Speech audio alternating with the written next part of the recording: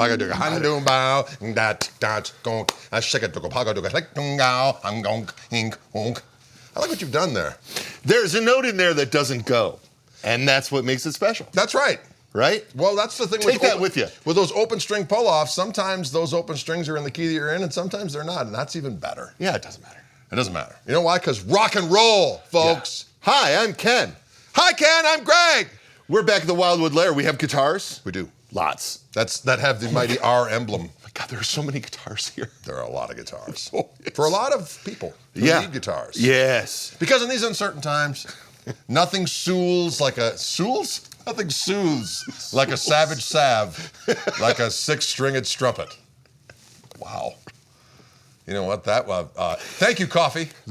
Coffee and lack of oxygen. There you go. From being a mile high. A bold combination. I've got my Club King, which we're going to get into in a minute because Club King. But this Rick Vito. This is special. Soul agent, an agent of soul. Yes. There's so much to love about this thing. Yes, there is. This out of phase thing, I started off in the out of phase patrol, which is engaged with the middle position. Middle position. And then you push pull on the tone control.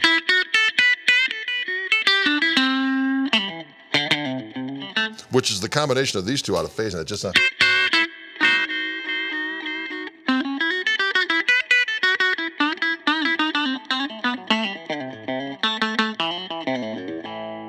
And then if we just want a skosh of that, a predetermined amount of the bass contour, I'll pop that up for a little...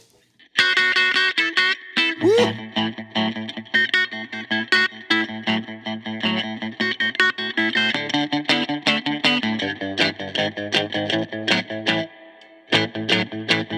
That's pretty substantial. It is. That's delicious. Now let's just go to neck. Oh, it's just so delicious.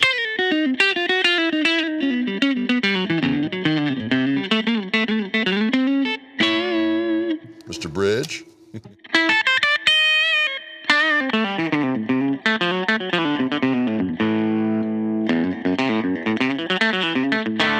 That's really usable. It is very chocolatey. There's a lot going on here with this guitar. So this is 1, 2, 3.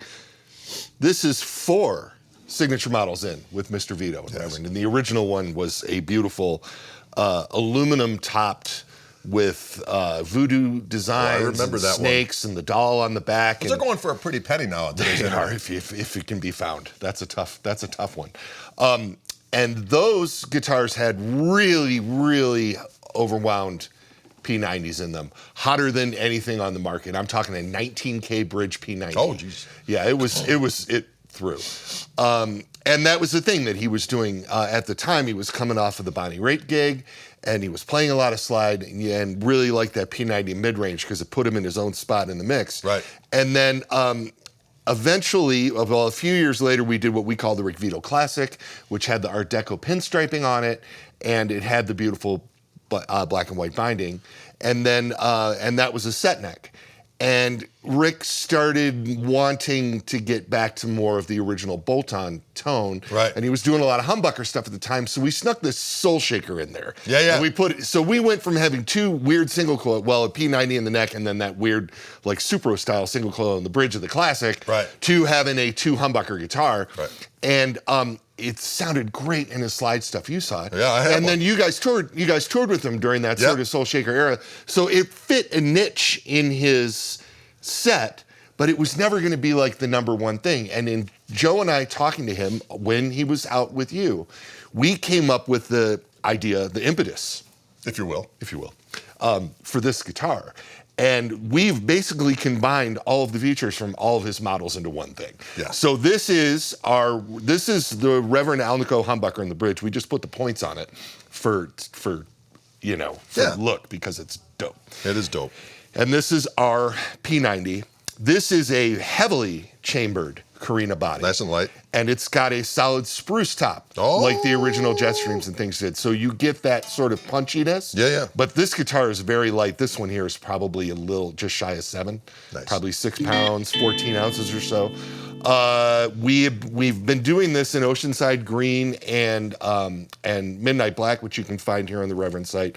This is we are here in November the 16th of 2023. Yes. This guitar in Orchid Pink is launching tomorrow. Oh! So it also has an ebony board and our super dialed in Bigsby, and then the black and white binding, which we have custom made for the Rick Vito models. This binding is made up in Seattle, Washington by a company called Gurian Instruments. Nice. They make custom rosettes for high-end acoustics, and they do beautiful work. And they actually glue layers of black and white binding together and then cut through them vertically in order to achieve That's so crazy. this. And it's neat because it's only on these guitars.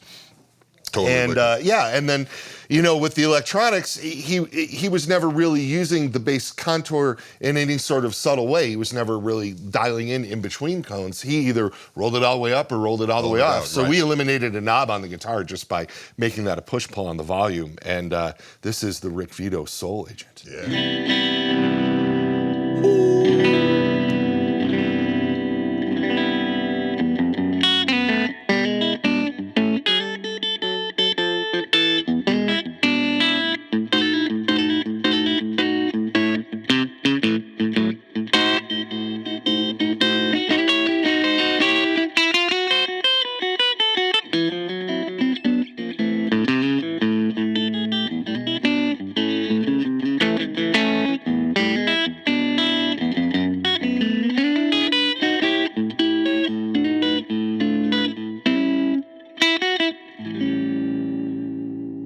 Sounds beautiful.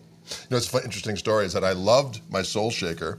I got one in the darker Of the pearlescent approach, and I would have kept it until forever, but Rick called me up. He's like, can you do me a favor?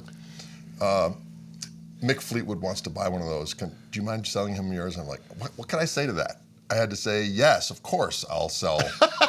If Rick Vito asked me to sell my guitar to Mick Fleetwood, I have to say yes. Of course. Obviously. Right. So that was kind of fun. It was fun going, I'll make this out to Mick Fleetwood. And people were like, of course, where I went, they didn't know who that was. Yeah. But that's all right.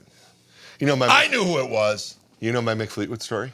No, please. Well, I'm going to tell it to you elsewhere. No, I'm just kidding. But you pull this out because this is hilarious.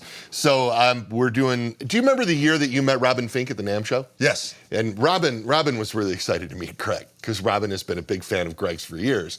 And it seems Robin's the lead guitar player for Nine Inch Nails. And do you know what he's doing now?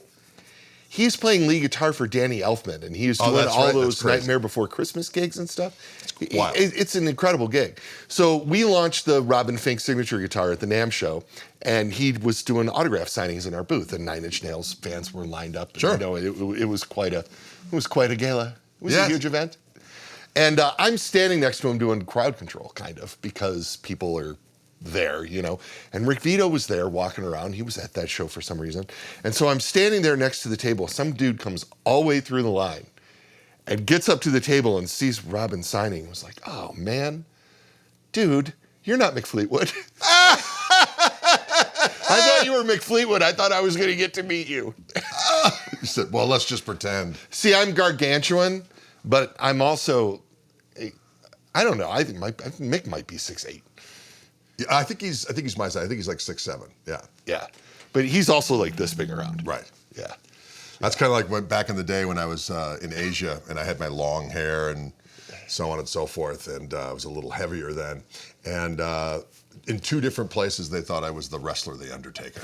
I was like, I've got the physique of a man twice my age. I don't think I'm The Undertaker. But the guy's like, please, picture. I'm like, okay, what the hell? Yeah. So Make them happy. what are you going to do? Yeah, you can tell them it was. Exactly. Yeah. Who's going to know? Who's going to know? No one. Nah. But anyways, Rick Vito. such a beautiful guitar, Orchid Pink. Make it happen. Make it. All right, get it.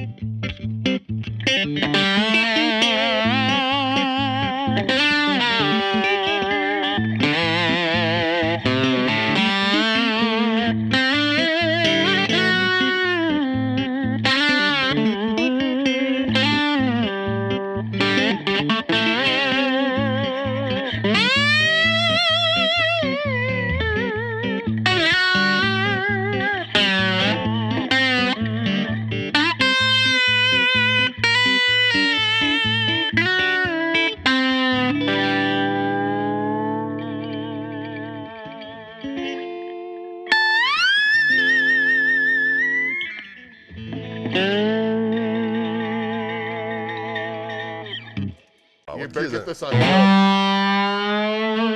That's all I know is that first note.